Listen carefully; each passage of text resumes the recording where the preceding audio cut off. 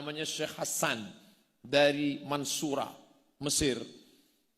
Apa kata dia?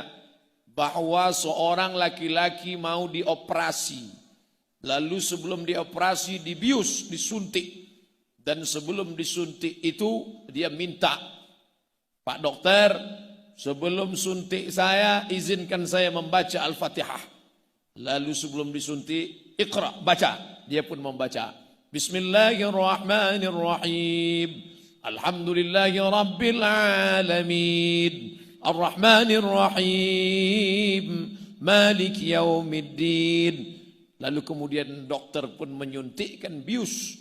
Dan ternyata anak yang dibius itu terus membaca Al-Fatihah. Selesai Al-Fatihah, lanjut Al-Baqarah. Selesai Al-Baqarah, lanjut Ali Imran.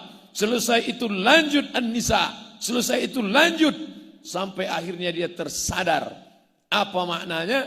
Bius hanya dapat melumpuhkan saraf otaknya, dapat melumpuhkan yang lain, tapi ada satu yang tidak dapat dilumpuhkan. Apa dia? Memorinya tentang Al-Quran.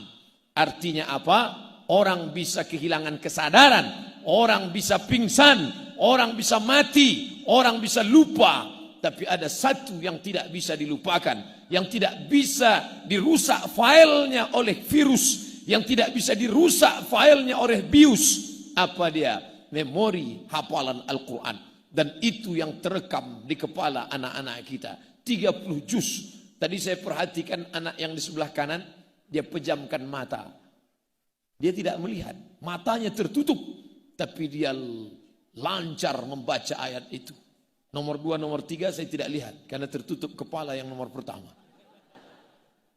Dia pejamkan mata, nampak 30 juz Al-Quran mengalir di dalam kelopak matanya. Coba kita pejamkan mata, apa yang nampak? Mie ayam, bakso. Artinya apa? Makanan busuk, tulang rapuh, daging akan menjadi santapan cacing tanah. Tapi memori Al-Quran tidak akan pernah hilang dari kepala mereka. Ada seorang anak muda, hafal Al-Quran, bawa sepeda motor, tiba-tiba malang tak dapat ditolak, untung tak dapat diraih, jatuh, kepala yang dibalut dengan helm, helm pecah, kepala selamat, dan dia mengalami amnesia.